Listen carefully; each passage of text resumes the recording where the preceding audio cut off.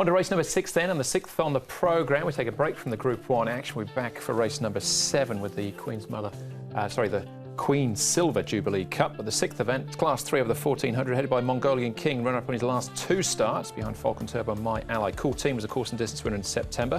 Southern Superstar placed on his 2 starts today over the mile.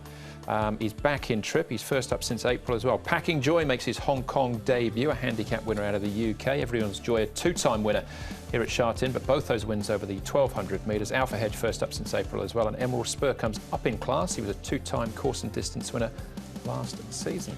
Mongolian King, Cool Team, the drive, and Emerald Spur, the horses that have been on the road. The pace in this race is not exactly easy to define here. Take what you need. He's coming into this. He hasn't led here in Hong Kong so far, but he's probably the fastest horse engaged here over 1400 metres. Private Rocket should be able to grab the trail from his stall. Beauty Rush might push forward. He's got a little bit of an awkward draw of gate 13 to try and slot in on the 3 wide train there, as well as Cool Team and Everyone's Joy. A couple of horses with minor questions to answer in the race. Take What You Need has made a pretty good start to his Hong Kong career. He's come up against some real good horses.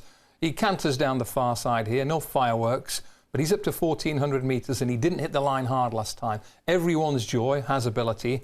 He's not asked to do anything special here, 27.4 for the final 400, but he's drawn wide and that could be problematic on Sunday. He's out in 14. Last but not least, Emerald Spur. I think Tom might have a bit more to say about him. He is a horse who was in really good form earlier in the season, has a pretty gentle workout on the all-weather here, but he seems to be building back towards a peak performance. All right, OK, we'll come back to him in a moment or so. Let's start off, though, with Mongolian King, who carries top weight here and has been creeping up the handicap without actually winning. He's very consistent. And that's why I've only left him in 3rd this time round to Mongolian King. You can see him in the orange shades right on the outside starting to charge home. My Ally was able to pinch this race off the front. He's gone from when he ran second 2 runs ago, 76 points. He's crept up to 80 now. Zach stays with him, but that was my little query, Graham, that he's just crept up without winning. Absolutely, but as you can see, he runs really well. And he runs well more often than not. Good performance from him. He should run his race again, but if there are any improvers in the mix, he might just be vulnerable. All right, Cool Team's been hit quite hard in the market on a couple of starts this season and last. Including by me.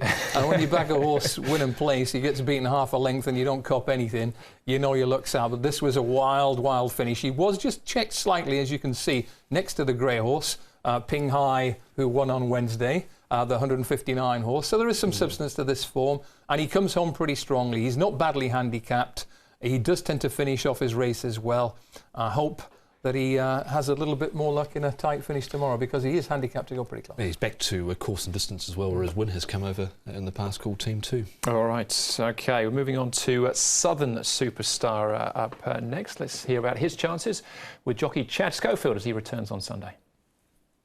Chad, Southern Superstar, steps out for the first time of the races since April of last year. You've ridden him in both of his trials. What sort of feel has he given you? Yeah, really good one. I never rode him last season, but his 2 runs in Hong Kong have shown how much ability he has, along with his form in South Africa. He's obviously been plagued with injury, but he's perfectly sound and ready to go to the races, and really looking forward to riding him. When you look at those 2 runs, he's run well both times that he's got to the races with decent spaces between those runs. Only had a couple of runs in 2.5 years here, but there's obviously something there to keep pressing on with him. Oh yeah, for sure. He's a very talented horse. I don't think we've seen anywhere near the best of him yet.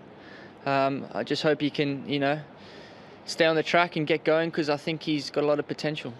Sunday's a big day for you, 9 rides, including rides in both of the Group 1s. And it's your birthday too on Sunday. Happy birthday, Chad.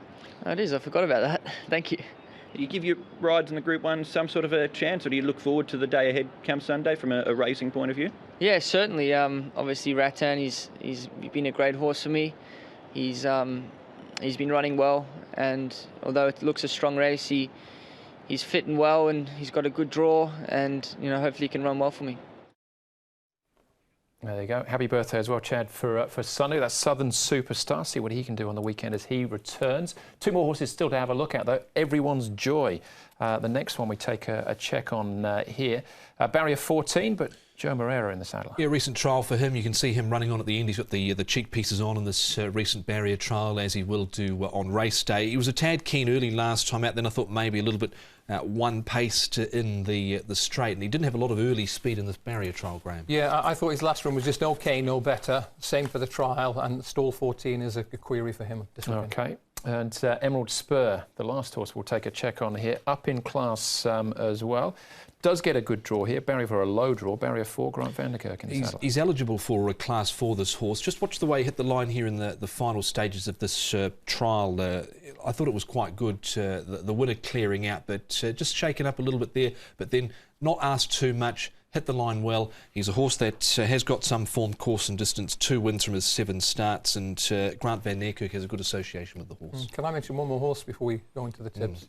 Number 8, Private Rocket. He's run at Happy Valley, 1,200 metres his last couple. I think that combination of track and distance has masked his ability. Go back 3 starts ago, he was in really good nick. He's a big player for me. All right, well, Emerald Spur is actually the favourite, but I'm assuming Private Rocket then's in your numbers, is he? He definitely is. I can't desert Cool Team. It'd break my heart if he wins after backing him last time. I couldn't split Cool Team and Private Rocket. I think they'll both go really close. Mongolian King's very consistent. Take what you need. I expected a bit more last time, so I'll put him in for 4th. Q&QP 1368 in race 6. 14 on top for me, Emerald Spur for Ricky and Grant van der Kerk. Like he's got a light weight here, coming from top weight down to 113 pounds at the bottom of class 3. So 14 to beat 3 Cool Team. Mongolian King goes in, and also throwing in Everyone's Joy. So 14, 3, 1 and 11. All right, open race this one. I've got Private Rocket in as well, Graham. He's my Quinella horse. I've gone with Take What You Need. He does need to give a little bit more, but we'll give him one more chance. 6 and 8, my Quinella there in race number 6.